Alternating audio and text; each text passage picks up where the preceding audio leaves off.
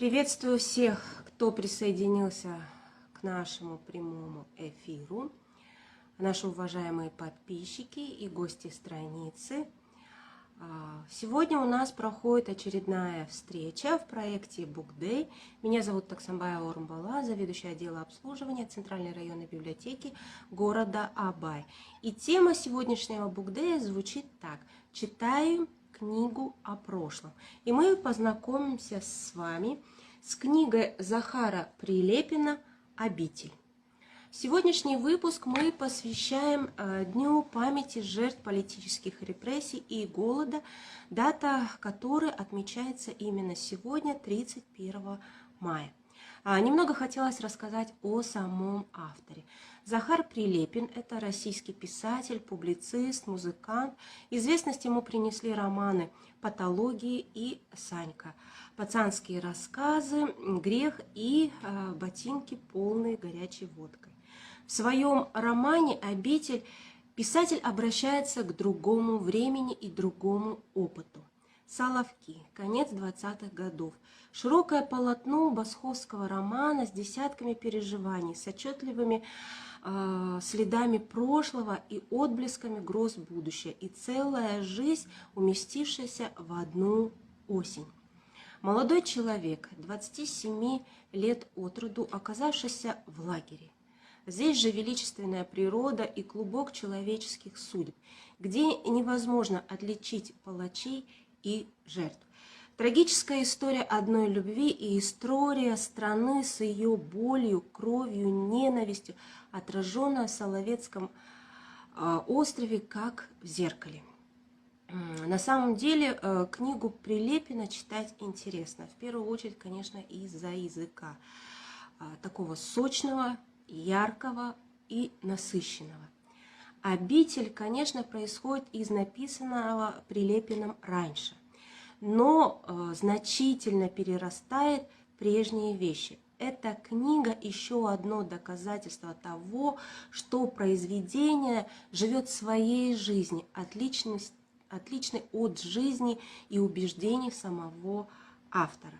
В романе много того, над чем стоит, конечно, задуматься. Начиная от преступления, за которое попадает на Соловки главный герой, и заканчивая чередой образов, являющих и представляющих все типажи русской жизни после революции и гражданской войны, с их судьбами, словами и делами.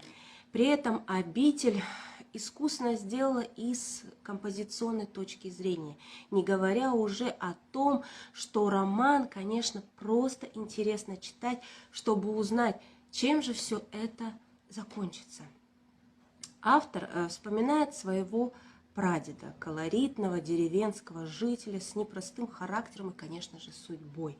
В молодости тот отсидел на Соловках в советском лагере и рассказал об этом своим детям, и теперь автор делится этой историей с нами. Как я уже сказала, время это происходит конец 1920-х годов. Соловки. В старом монастыре располагается камера концлагеря. Главный герой, заключенный Артем, умный, смелый, независимый, бывший студент, начинает отбывать здесь срок. Он дружит с бывшим белым офицером Василием Петровичем. Ко всем остальным он относится, скажем так, дружелюбно, равнодушно. Все зэки разбиты по взводам. Артем находится под командованием бывшего милиционера Крапина. Заключенные крайне разнородны. Здесь и политические кулаки, уголовники, бывшие белогвардейцы и монахи, а также оппозиционные интеллигенты. В суровом соловецком климате они страдают от жары, сырости, холода и вшей. Их занимают на тяжелых работах. Это и корчевка пней, погрузка и сплав леса, железнодорожные работы. Также кто-то из них собирают ягоды, косят сено, ремонтируют монастырь. Недалеко от обители есть штрафной изолятор, Секирка, с совсем дурной славой. Старый сиделец Василий Петрович шествует над Артемом, обучая его способам выживания в лагере. Барачный приятель вводит героя в круг лагерной, так сказать, интеллигенции, знакомит с отцом Иоанном, называемым Владычкой. Тот ведет философские и такие теологические беседы, примиряя лагерных с их тяжелой жизнью. Артем и Владычка симпатизируют друг другу, а Василий, он чувствует неискренность. Некоторые заключенные в этом лагере находятся на, скажем так, привилегированном положении, живут в отдельных камерах, принимают гостей, имеют более свободный режим. Артем мечтает также жить здесь. В келье зэка Мизерницкого на посиделках или в афинских вечерах. Из разговоров Артем узнает, что начальник лагеря Эйхманис – большой оригинал. Он относительно справедлив и увлекается наукой. На островах организованы различные научные лаборатории, обслуживающие заключенными. Имеются театральные и музыкальные коллективы.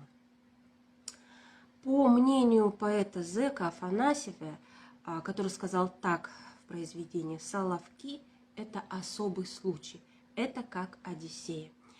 Действительно, это целая жизнь. И вот на сплаве леса герой сближается с этим поэтом Афанасьевым.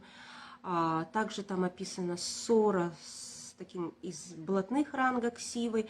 И его тогда защищают Василий, Афанасьев и Крапин. И Артем уже сам учит новых заключенных правилам выживания здесь. Уважаемые друзья, я думаю, что каждому из вас стало интересно, а чем же закончится этот роман, что будет дальше, какая судьба ждет главного героя Артема. И я думаю, что будет интересно познакомиться с этой книгой, конечно же, из-за языка автора, из-за этого произведения, которое раскрывает историю, скажем так, бывшей советской страны. И я думаю, что каждому из вас будет интересно познакомиться с произведением Захара Прилепина «Роман о Бите». Я хотела бы обратиться к вам, уважаемые друзья. Под нашим постом вы можете оставить свои вопросы, пожелания, комментарии, какие бы вы книги хотели услышать или увидеть в нашем прямом эфире. И поблагодарить всех вас за внимание. И до новых встреч в следующем эфире проекта Book Day. До свидания.